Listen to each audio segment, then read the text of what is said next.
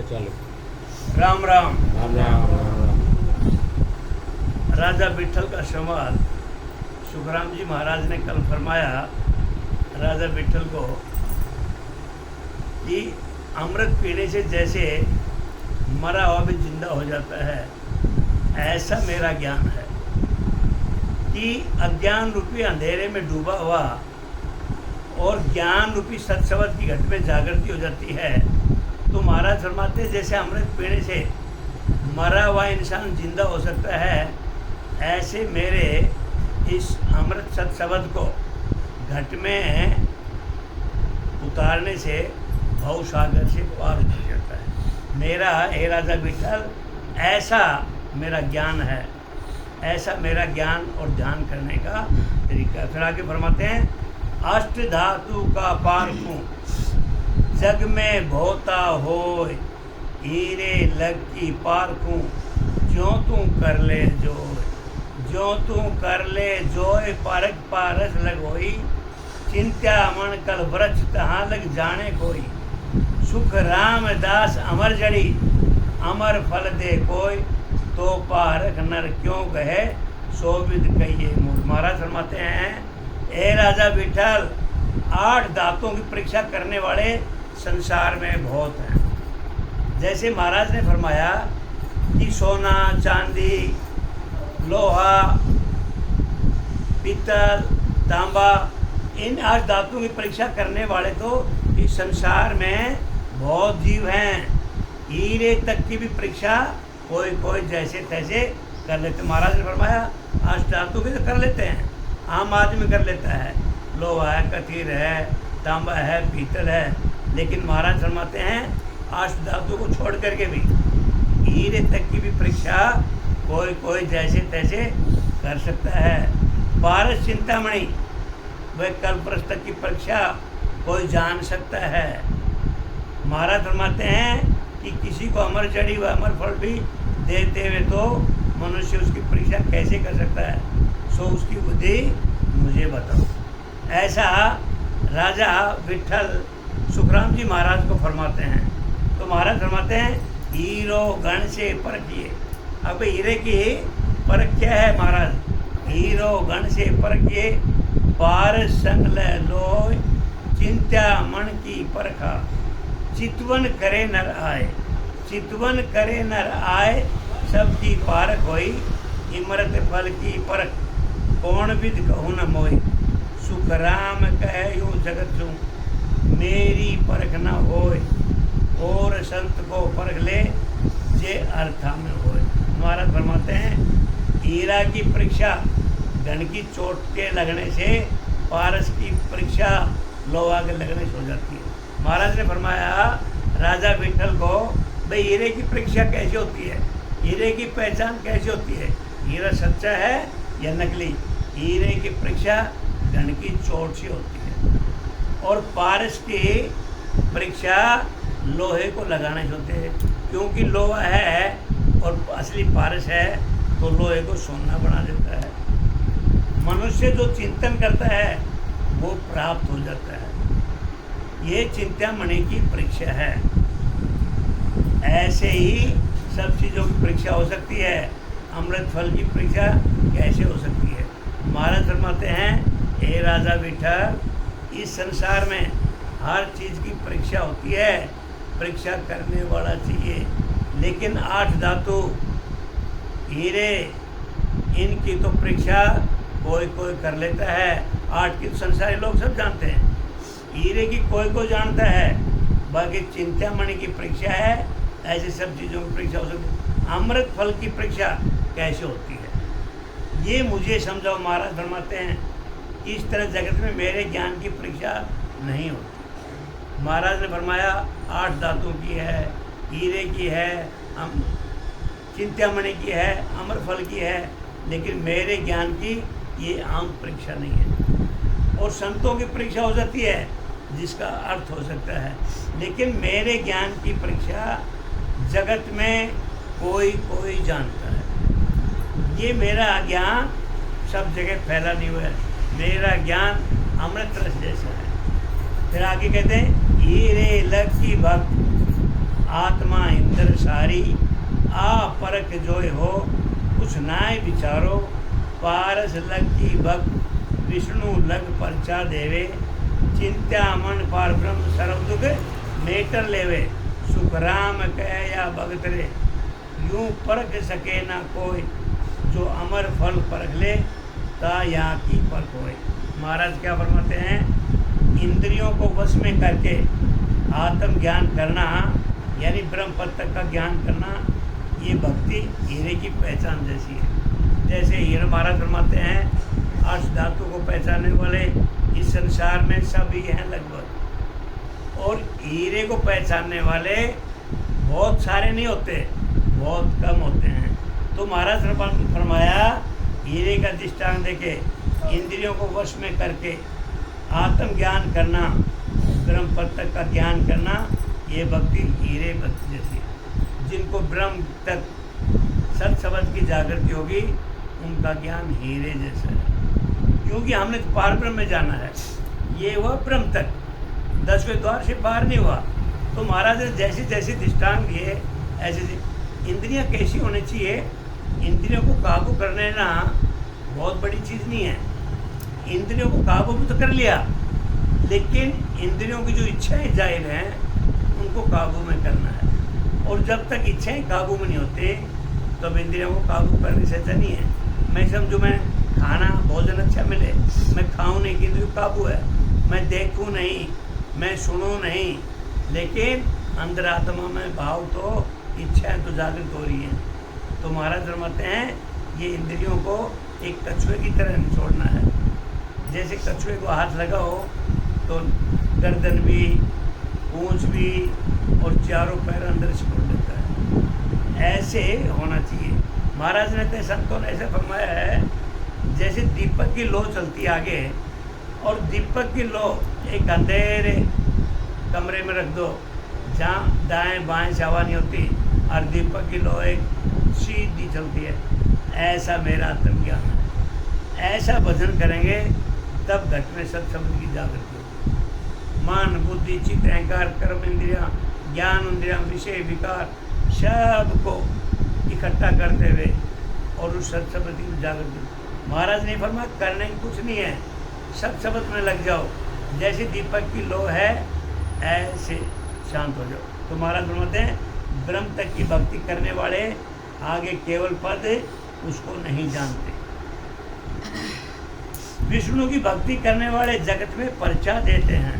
जो विष्णु भगवान की भक्ति करते हैं, वो संसारिक लोगों में परिचय देते हैं। और ये भक्ति पारस की तरह है। अब पारस पत्री क्या, लोहे को सोना बना देती है।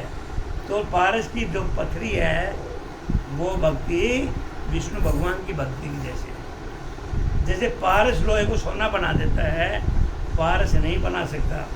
पार ब्रह्म की भक्ति चिंतामणि जैसी है, जिससे सब दुख मिट जाते हैं। तो ये महाराज फरमाते हैं, जो पार ब्रह्म की भक्ति है वो चिंतामणि जैसी है। सब 10 दुखों का विकार ये मानव देह से मिट जाता है। महाराज फरमाते हैं कि केवल पद आनंद पद की भक्ति अमर फल की तरह है। अमर फल की परीक्षा कोई नहीं कर सकता। इस तरह इस भक्ति की परीक्षा नहीं हो सकती। क्यों नहीं हो सकती? अब इसकी परीक्षा तभी होती है जो घट में सब शब्द की जागृति होगा, वो अनुभव ही कर सकता है। बाकी महाराज ने फरमाया, हर भक्ति, इंद्र की भक्ति, विष्णु की भक्ति, पारस की पहचान, ये सब का अनुभव कर सकते हैं। इनकी पहचान हो सकती है, इनकी गुणवत्ता का पता लग सकता है। लेकिन महाराज फरमाते हैं, मेरे ज्ञान की भक्ति तो सत शब्द की घट में जागृत होगी, अनुभव ही कर सकते। अमर जड़ी फल अमर से अमर हुआ जग माय, इन गुण बिन गुण दूसरो और न प्रकटे आए, और न प्रकटे आए शुद्ध विद धन्ना पावे, यूं पद सत स्वरूप भूत परचा नहीं आवे, यूं वो गर्भ ने पाछो आवसी कह सुख देव बजाय, अमर जड़ी फल अमरे अमर हुआ जगमाए। हे राजा विठल, अमर जड़ी वह अमर फल से जगत में अमर हुए। इस गुण के स्वाय दूसरा कोई गुण प्रकट नहीं होता।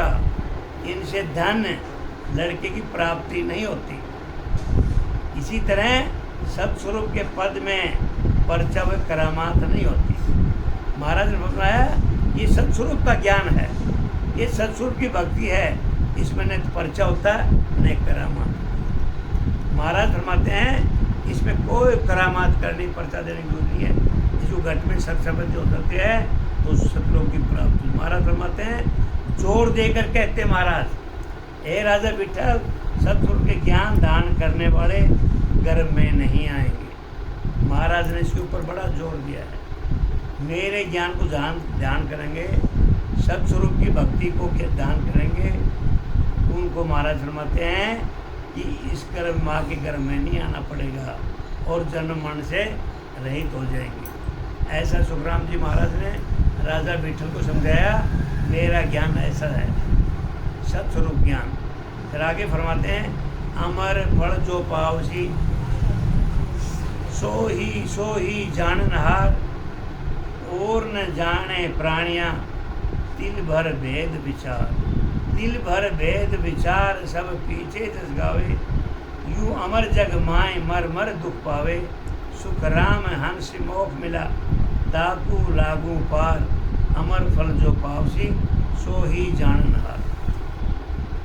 जिनको अमर फल की प्राप्ति हुई है वो ही इसका गुण जानते। महाराज फरमाते हैं जो मेरा ज्ञान है उस गुण की गुणवत्ता महाराज ने राजा विठल को फरमाई कि अमर फल जिनको प्राप्ति हुए है इसका गुण वो ही जानते हैं जिनको प्राप्ति हुई है। दूसरा कोई नहीं जानता, दूसरा इस भेद को दिल भर भी नहीं जानते। और ये कब होगा? जब सत शब्द की घट में जाकर जुड़ती है, वो ही जानते। एक दूसरे आपस में बता नहीं सकते, एहसास कर सकते। सुखराम जी महाराज ने यहाँ तक फरमाया अब संसारी लोग हैं, अब इस ज्ञान में कब आते हैं? जब पूरा शरीर जवाब दे जाता है, परिवार जवाब देता है, संसार जवाब देता है, जब इस ज्ञान में आते हैं। बाकी ये वेद विचारों में, संसारिक माया में, करनी कर्म में लगे रहते हैं। महाराज फरमाते हैं मेरा ज्ञान ये है जो सुख दुख से परे है, लाभ हानि से दूर है, जन्म मरण से दूर है। महाराज फरमाते हैं जिसने मेरे ज्ञान को धारण कर लिया वो दुखों की विपत्ति से बिल्कुल दूर हो जाते हैं। संसारिक धंधों के, वेदों के विकार से, वेदों के ज्ञान से जो भक्ति करते हैं वो दुखों से मुक्त नहीं होते। उनको सत्य, असत्य माया का सुख मिलता है, लेकिन पानी की बुलबुले की तरह। महाराज क्या फरमाते हैं? मेरा ज्ञान स्थायी है, स्थिर है, ये ज्ञान खत्म होने वाला नहीं है, ये सत्य है और भवसागर से पार उतारने वाला है। जीवन में सुख दुख तो आना जाना है, सुख दुख को मिटा नहीं सकता। महाराज ने फरमाया जो कर्म किए हैं उन कर्मों को, जो दुख की पाप पीड़ाई हैं उनको सहन करने की, मेरी भक्ति करने से, मेरे ज्ञान द्वारा उस परमात्मा की भक्ति करने से ताकत मिलती है। सिमरण करने से विषय विकारों से दूर हो जाता है, इनसे निर्भयता आती है, आत्मविश्वास आता है, परमात्मा की प्राप्ति का जागृति मिलती है। सिमरण के एक नहीं हजारों महाराज ने कितने फायदे बताए। भवसागर से पीछा छूट जाता है, जन्म मरण से पीछा छूट जाता है, आदमी की हार नहीं होती। महाराज फरमाते हैं ऐसा मेरा ज्ञान है। इसी तरह ज्ञान को सुनकर धारण नहीं करते, पीछे से इस ज्ञान की महिमा जरूर करते हैं। सुखराम जी महाराज ने राजा विठल को बताया कि मेरे इस ज्ञान को सुन करके धारण नहीं करते, पीछे से इसकी महिमा जरूर करते हैं। जिन्होंने इस ज्ञान को धारण किया वो अमर हो गए। इस ज्ञान को नहीं धारण करने वालों का जन्म मरण नहीं मिटता। हे राजा विठल, जो मेरे ज्ञान को धारण नहीं करता वो बहुसार में गोता लगाता रहता है, मतलब जन्म मरण लगा रहेगा, यही मर मर करके दुख पाना है। महाराज फरमाते हैं जो अंश मेरे ज्ञान को धारण करेंगे उन्हीं का जन्म मरण से छुटकारा होगा, यही पार लगना है। सुखराम जी महाराज ने राजा विठल को फरमाया, बार बार फरमाए हैं जिस अंश से मेरे ज्ञान को धारण करा और जो करेंगे उनका इस संसार से जन्म मरण से छुटकारा हो जाएगा और यही नैया पार लगाना है। राजा विठल को ऐसा समझाया। और इस परमात्मा के सत शब्द के बगैर जीवन में कोई उद्धार भी नहीं है। बाकी भक्ति करो, जब तक भक्ति करते हैं थोड़ी सी शांति रहती है, मंदिर में जाओ थोड़ा सा शांति मिलती है, पूरा तो उधर भी नहीं रहता, मन कहीं भटकता है। लेकिन महाराज फरमाते हैं मेरे ज्ञान में डूब जाओ, भवसागर से पार उतर जाओ, चिंता मुक्त हो जाओगे, दुख मुक्त हो जाओगे, आनंद ही आनंद है। सुख और दुख तो पीछा परमात्मा में नहीं छुड़ा सकता।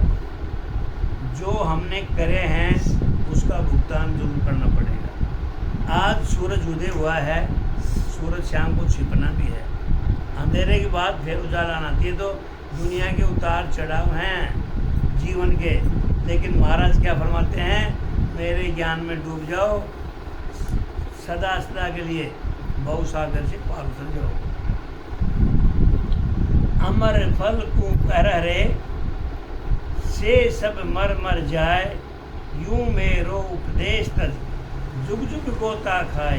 अरे जुग जुग गोता खाए मूड अब समझे नाही, उल्टी निंदा ठान सरब परले को जाई। बड़ भागी सुखराम कह से हंस माने आए, अरे अमर फल को पर हरे से सब मर मर जाए। सुखराम जी महाराज राजा विठल को समझा रहे हैं, अरे जो अमर फल को छोड़ देते हैं और वो मर मर जाते हैं। महाराज फरमाते हैं ये मेरे ज्ञान सत शब्द को, नैनचर, कुदरत कला, ये राज भक्ति को छोड़ करके जो लोग बाहर जाते हैं वो मर मर जाते। इसी तरह मेरे ज्ञान को छोड़ने वाले जुग जुग गोता खाएंगे। ऐसा सुखराम जी महाराज राजा विठल को फरमाया, मेरा ज्ञान से जिन्होंने बिछुड़ गए, अलग रास्ता बना लिया या मेरा ज्ञान धारण किया, वो जुगान जुगों तक इस भवसागर में गोता खाएंगे। गोता खाने का महाराज ने फरमाया मरना जाना लगा रहेगा। इस जन सागर में आना मरना लगा रहेगा। लेकिन यानी जन्म मरण में आओगे, मूर्ख आप भी नहीं समझते, उल्टी मेरे ज्ञान की निंदा करके जन्म मरण में आते। हे राजा विठल, इस संसारी लोग उल्टा मेरे ज्ञान धारण करने की बजाय संसारी लोग मेरी निंदा करते हैं, वो निंदा करके जन्म मरण में आते जाते रहते हैं। महाराज फरमाते हैं कि वही अंश भाग्यशाली हैं जो मेरे ज्ञान को धारण करते हैं। कहीं न माने कोई भेद अर्था में नाही, किमता रू जग सेंग सोच मोटो मुझ माही। मैं आयो संसार धार कारण हिम सोई, सत्य लोक नर नार ले जाऊं सब लोई। सुख राम कह सतरूप की आज्ञा मुझ होय, हंस हंस सब भेद दो जग में रखो मत कोई।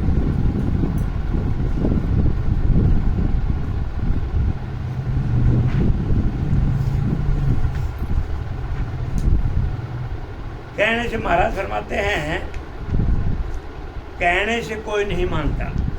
सुखराम जी महाराज ने राजा विठल को फरमाया कि कहने से कोई नहीं मानता, इस ज्ञान का भेद अर्थ करने से नहीं आता।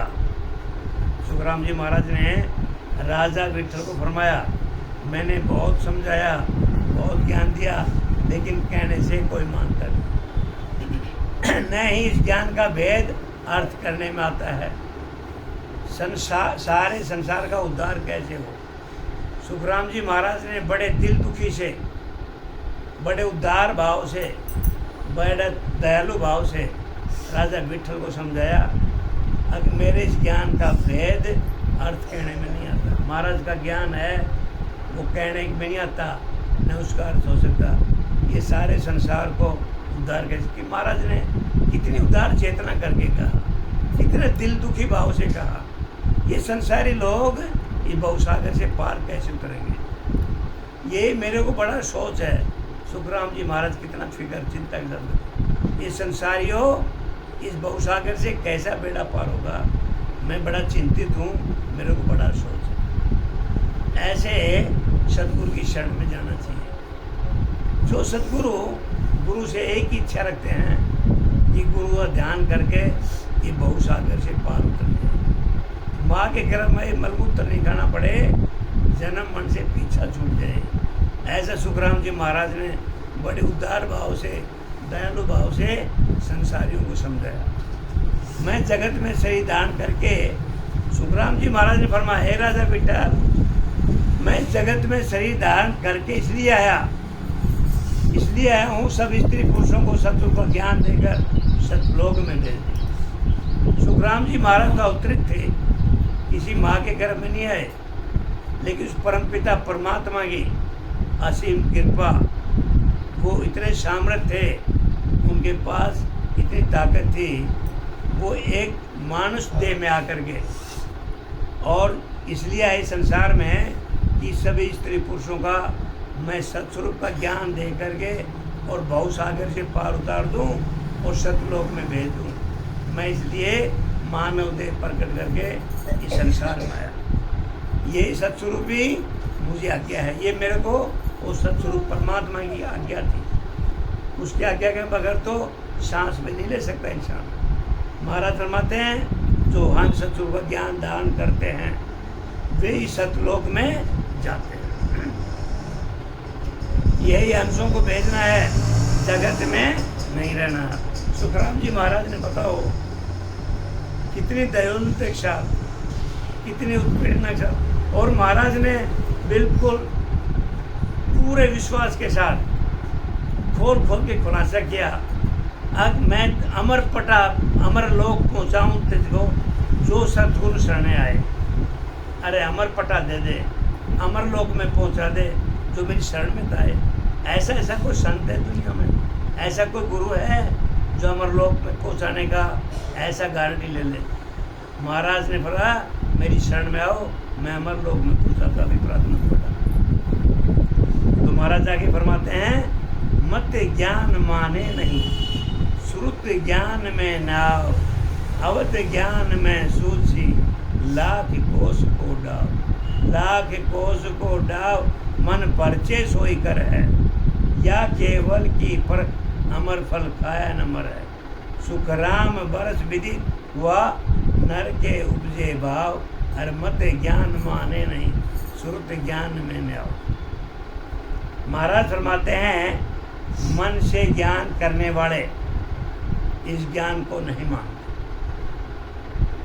जो मन को बड़ा मानते हैं, महाराज फरमाते हैं, मन से ज्ञान करने वाले इस ज्ञान को नहीं मानते।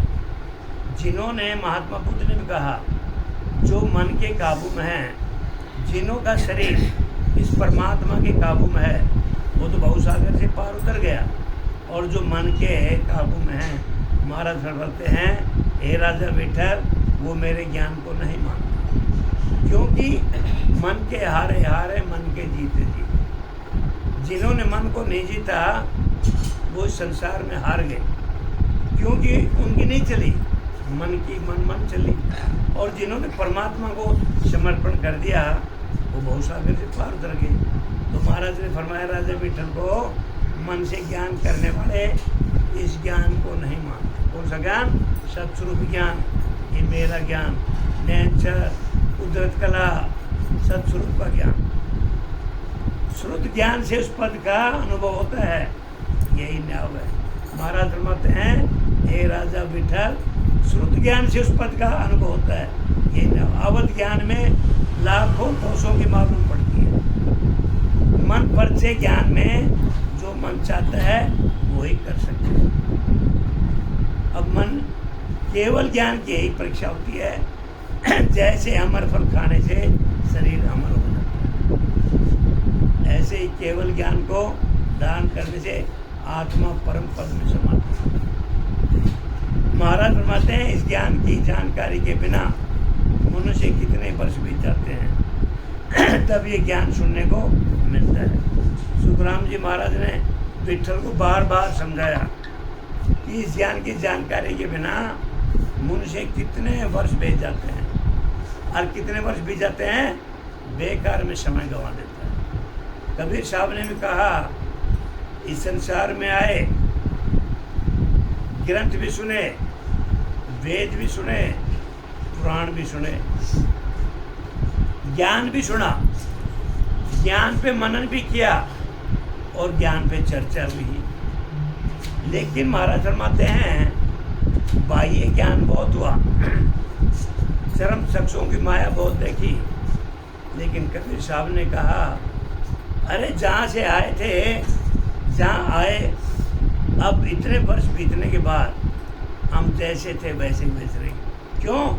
कबीर साहब ने कहा वो अंतरात्मा में सत शब्द रूपी चिंगारी जब तक नहीं आग लगाएगी ये जीवन बेकार है। वो सत शब्द रूपी जीवन में इस शरीर के अंदर वो चिंगारी लगना जरूरी है। जब वो आत्मज्ञान होगा, वो परमात्मा की प्राप्ति होगी। सत शब्द वो जीवात्मा में चेतनता सिमरण करते हुए भवसागर से पार लेके जाएगा। तो महाराज फरमाते हैं तभी ज्ञान सुनने को मिलता है